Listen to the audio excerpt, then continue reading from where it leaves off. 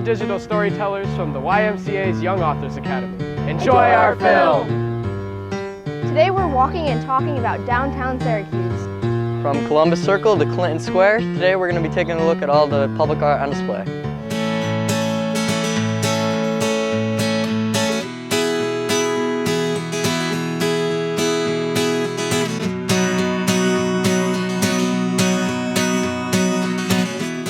So take a picture of this. And this. And even this. So get with the program. A few years ago, our team partnered with the OHA to create our downtown walking tour brochure. In the center, you open it up, there's a map of downtown, and it calls out all of the different historic buildings and some of the cool characteristics about those buildings. When you're out and about downtown, look up, because the design is in the details. Because they will see so many unique details architecturally and just aesthetically on all of the different buildings. There's one building in particular on South Salina Street. It's called the Syracuse Trust Building. And if you look up, you'll see these two gargoyles on either side of the building, and their names are Thrift and Waste. And that's just a little detail that blink and you'll miss it. Old buildings are very important. Old buildings are the keeper of a community's story.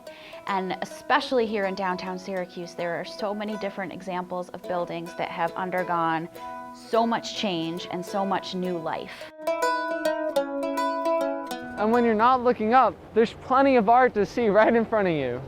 And then about 2 years ago, our team created a complementary piece called A Guide to Public Art in Downtown Syracuse.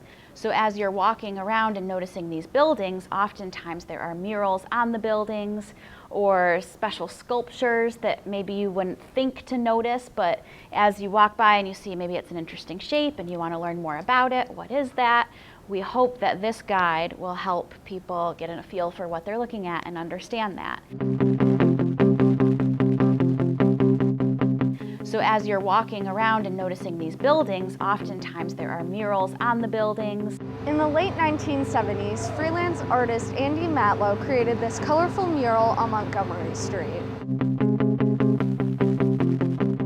Because of his efforts, Andy was hired by the city of Syracuse as a recreation director.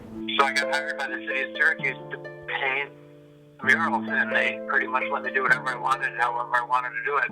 So Andy hired a bunch of high school and college kids forming the art squad. And one of their projects was this mural here in Columbus Circle. I didn't have a lot of restrictions placed upon me as to what I did, so when I found a wall that I liked, because I had the city as an employer, it was pretty easy to get permission from anybody that I wanted. So it looked like a big wall and a good option, an opportunity to do it.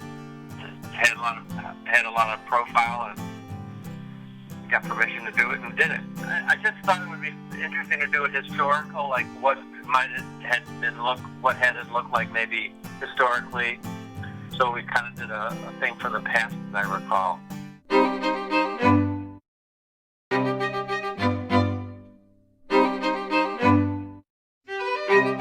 And then everyone who worked on the mural, there were a bunch of us, we all got to name a store after ourselves. One of the things I learned from that experience,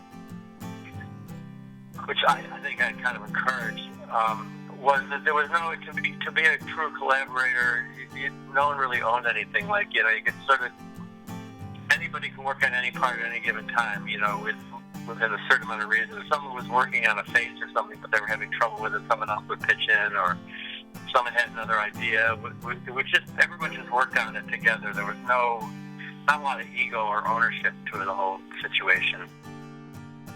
Hopefully the purpose of public art is one of the purposes at least, is to get folks talking about what's around them. The QR code mural, that is supposed to show the Erie Canal in its heyday. But if you look closely, it's actually made up of hundreds of little QR codes. A QR code, if you didn't know, is a technology that allows the viewer to view the QR code through their phone viewfinder, bringing them to another source, such as a website. It's pretty cool stuff, actually. These QR codes link viewers to the websites of art organizations in the greater Syracuse region. The Erie Canal is also represented here in Clinton Square and at the Canal Museum down the street. When you're at the Erie Canal Museum, when you're entering, make sure you look across from you and you'll see the beautiful canal paintings as well. This is Mule Days of Summer by Kelly Curry, and this was painted here in 2014. This is indicated to represent kind of the countryside that was involved with the Erie Canal. As you can see, this is a woodland scene. You know, the canal is coming out of the woods and kind of going through a small town. So this would not have been Syracuse in canal days. This is kind of a reminder to our visitors that we're the Erie Canal Museum. We're not just the Syracuse Canal Museum. So you can come to this museum and learn about all of the canal, not just the canal through Syracuse. The one just behind us over here is our double-ender mural, and that's actually indicative of the kind of building that was during the canal days. Double-enders were special buildings. On the one side, the canal would be flowing past and goods could be taken off boats and just brought right into the building. On the other side was a storefront, and this would have been the street side of it, and so they could bring goods in on one side and then sell from the other side. One of the more well-known artists is a person named Corky Goss, and they painted the beautiful mural that is on the First Niagara Bank building. Clinton Square was sort of the commercial and financial and cultural center of Syracuse during canal days, and that mural is representative of, I think it's supposed to be Syracuse in like 1911, and it's the canal at night, and it's going through Clinton Square, and it's, you know, these beautiful buildings that were financial and cultural centers and boats, and it's representative of a time that we no longer have here. Because Syracuse no longer has the Erie Canal, I think it's hard for a lot of my visitors to the museum to comprehend that this was once a canal city. You know, this is one of the largest cities in upstate New York, and again, we're here because of the canal, but people, they don't make the connection. Okay, there's no waterway here, you know, what significance does this have? You know, they come here and they see murals like Clinton Serenade, and I think it gives them a little bit more of a sense of place. Directly across from the Canal Museum, you'll find a sculpture honoring the mule drivers and their mules who worked on the Erie Canal. All over downtown, there are many other stories cast in bronze and stone. There are stories of adventure.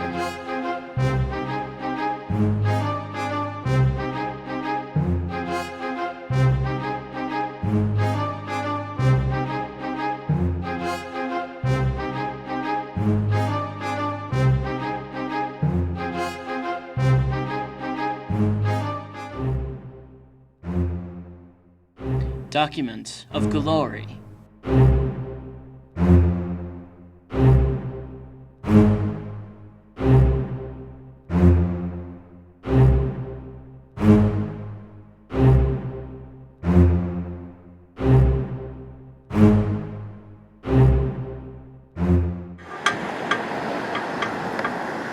In footnotes of misfortune.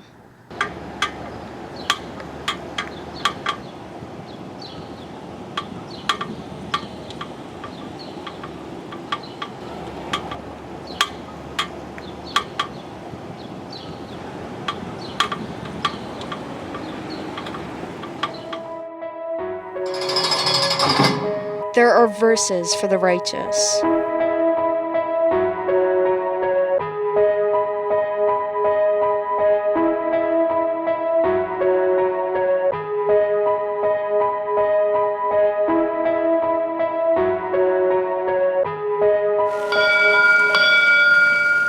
Tributes for the fallen.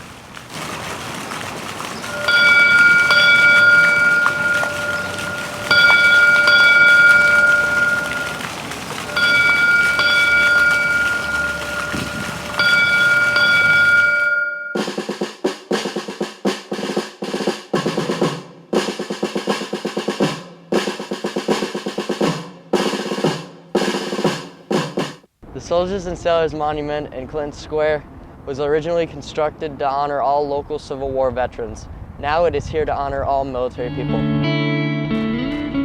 The monument also recalls the bravery of Sergeant William Lilly at Gettysburg, who mended the regiment's flag under heavy fire.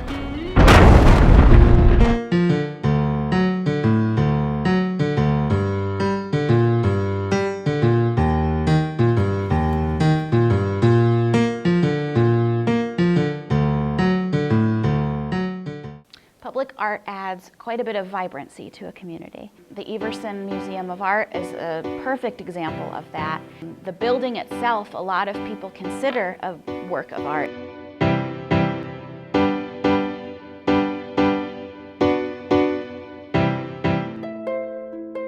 and that building was the first building that he ever designed. He became this really well-known architect, and as history goes on, what a cool thing to be able to trace his roots back to the Everson Museum of Art. Figure number 3 by Henry Moore was made in 1961.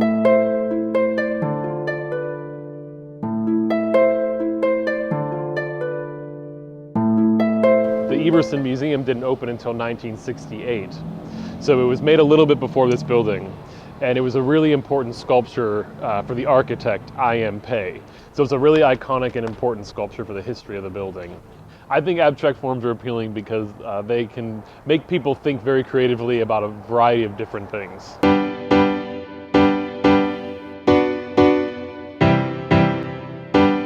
Pipe Themes, Orange Number 2, is one of my favorite sculptures out here by Józefa Filkowski from Pittsburgh. She was based in Pittsburgh, and if you look at the work, you can see that it looks like she's making work from metal pipes, because she was. And she's a woman making sculpture in the late 1960s, which wasn't very common.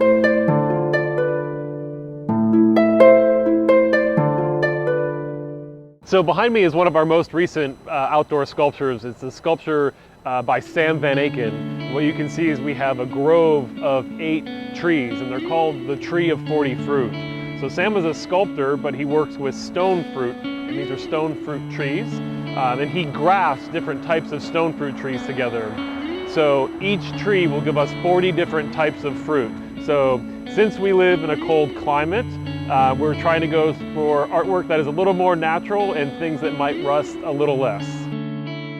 Recently, we worked with the Connective Corridor, which bridges the gap between downtown and Syracuse University, and they commissioned a lot of different pieces of art along that stretch that will run from the university through downtown Syracuse. And one of those commissioned artists was Brendan Rose, who helped design Walt, the Loch West monster here in the Armory Square district. Walt was developed with an industrial design class over the course of the semester, where we went from start to finish through a public art installation process.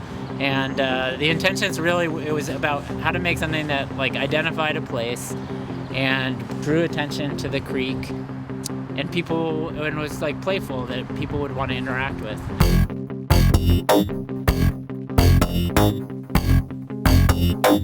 Public art makes the ordinary extraordinary.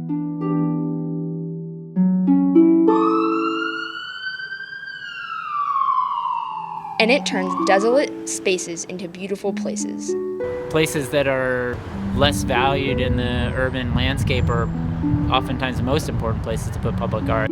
They create a sense of value even in those places, so you're not just kind of walking through dead landscapes that feel like wastelands. These places that could be wastelands actually have a little life and joy in them.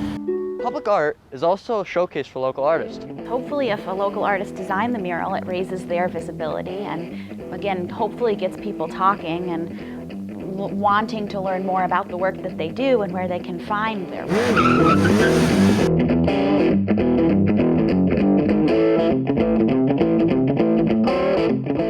Sometimes with public art, imagination is the point of every view.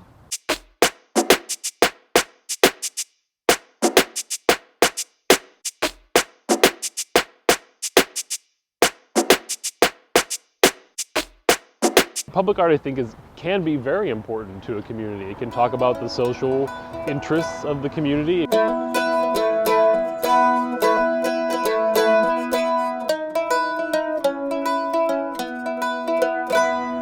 And unlike private works of art, public art is free.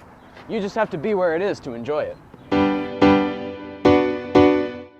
And it takes it outside of an institution, so you can encounter it in more of a chance or random way. Some public art needs to be heard as well as seen.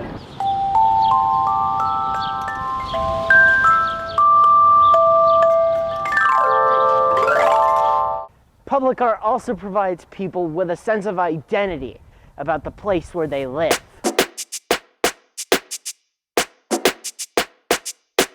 Places can be a little bit generic if they're just a path and a plot of grass, but if you put a piece of art there, the art has a unique quality to it, and then so people can start to identify a place as unique.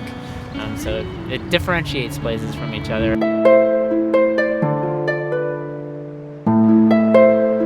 We have things here like these murals that nobody else has anywhere else. So it's, oh yeah, I visited Syracuse, I love that mural. Or oh yeah, I saw that statue one time. I think it's important. It's a mark of pride. Hopefully it also just like creates joy and like spontaneity, something in the landscape that you see that takes you out of the kind of day-to-day.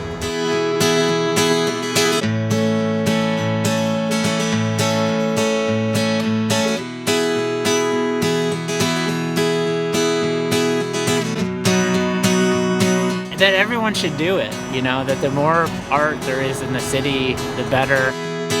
I think it's good for people to feel empowered to try to go out and do art in the city whatever way they can.